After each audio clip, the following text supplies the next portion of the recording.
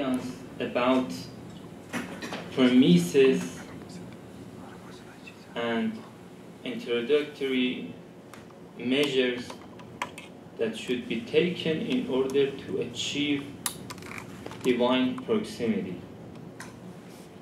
Now we want to explain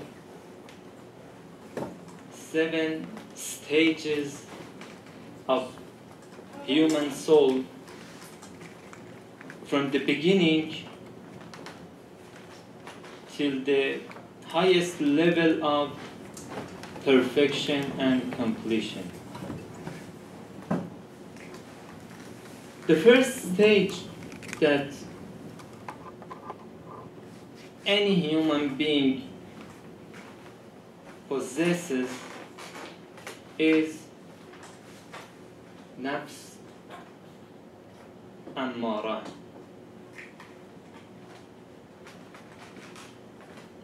As you see,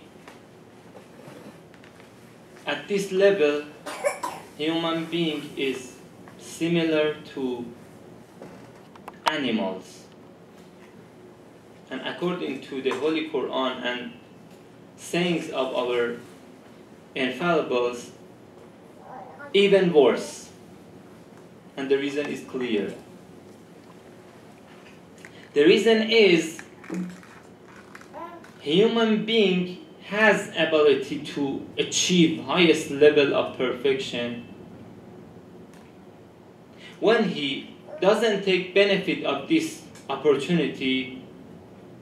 He is worse and less than animals that don't have this opportunity.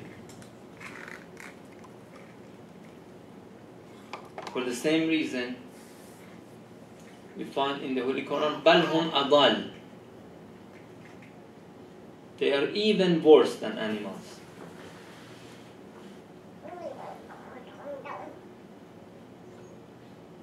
At this level, as our great scholars have advised us, we should take benefit of previous elements. What do I mean by previous elements?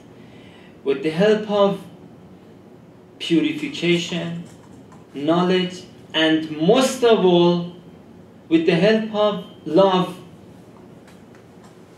we can overcome this status of the soul.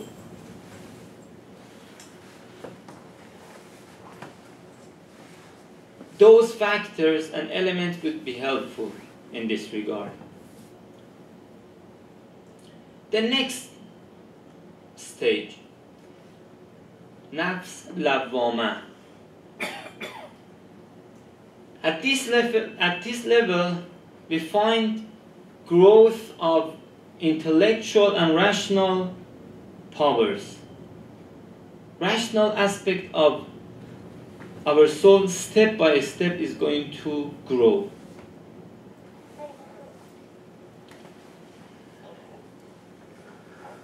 Contrary to previous level, in previous level, sometimes we enjoy committing sin.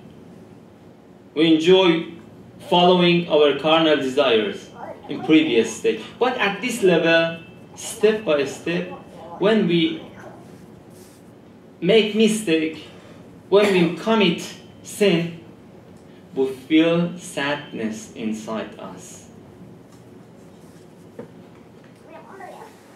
We feel that I'd like to repent and return to be a good servant of God. This is the sign of this level. Many people, many believers, normally remain at this level. They are good. They have some rational aspects. They follow Islamic teachings. Yet, still they commit sin. They have wrongdoings. They make mistakes. And still they feel some sort of unhappy and sadness because of his or her sins and wrongdoing. Okay. But recommendation and advice of our scholars at this level is spending more time on worship. Look, this sort of people who want to be wayfarers, who want to walk in the way of God in this journey, their image of everything would be different. Because of limitation of time, I'll just give you some example. Because more example would take more time, something we don't have. Look, as an example, prayer. You have heard this famous narration, as-salatu mi'rajul mu'min. For this sort of people,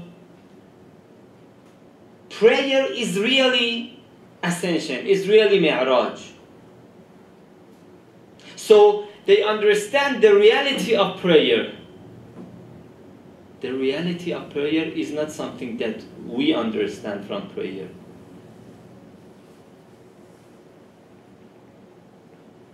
Prayer is an example of ascension, mi'raj. Why? Because at the end of prayer,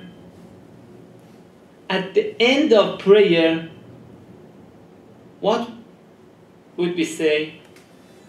We say, Assalamu alaikum wa rahmatullahi wa barakatuh. This is at the end of our prayer. At the end of prayer is not the time and position of greeting. Greeting should be at the beginning. Why? At the end of our prayer we use this phrase. It means that the end of our prayer is beginning of something. The appropriate interpretation of prayer would be in a way that this sort of problem would be solved. How is that interpretation? The correct interpretation is, while we starting our prayer, we starting a journey to God. And we put aside everything else other than God when we say Allahu Akbar. God is greatest. So we start this journey and we transcend, we go out of this material and physical world, and step by step we show to be a servant of God in a humble manner. There are some secrets in our prayer. When we bow down, we want to indicate the position of humbleness in front of God. When we prostrate, first of all, we remember the beginning of our life.